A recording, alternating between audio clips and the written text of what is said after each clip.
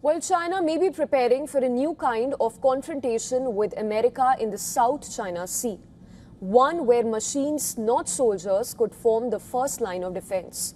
A Chinese military proposal envisions disputed islands surrounded by autonomous drones that could detect, disrupt, and even attack hostile forces. Think of it as a security fence made up of robots at sea, instead of soldiers watching every direction. Drones in the air, on the water, and underwater would work together to spot anything approaching. Also, Chinese researchers have proposed connecting these drones with military installations on islands and reefs.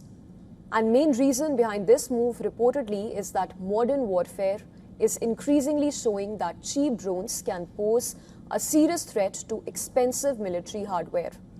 Iran's low-cost Shahed drones is one such example. The Chinese proposal would also reportedly move away from the traditional military kill chain, where essentially one system detects a threat, passes the information to another, which then decides how to respond. Instead, China is looking at a closed-loop network. Think of it as a football team where every player can see the entire field and instantly share what they see. If one player is taken out, the others can keep playing.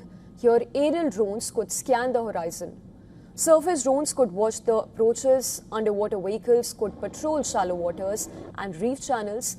Artificial intelligence could then help make sense of all that very information, identifying what might be a threat even if communications are disrupted.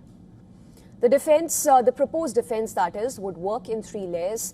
The outer layer would spot threats at a distance and potentially attack them with missiles or torpedoes. The middle layer could use electronic warfare, in simple terms, trying to jam or confuse an enemy's communications and electronics, as well as the inner layer, which could act as the final shield, thereby using unscrewed surface vehicles, suicide drones, and uncrewed underwater vehicles against anything that gets through. The larger picture is now clear. China is exploring how warfare could become increasingly autonomous. So if this proposal ever becomes reality, some of the South China Sea's most contested outposts could look less like traditional military bases and more like robotic fortresses, constantly watching, sharing information, and responding with far fewer Chinese personnel in harm's way.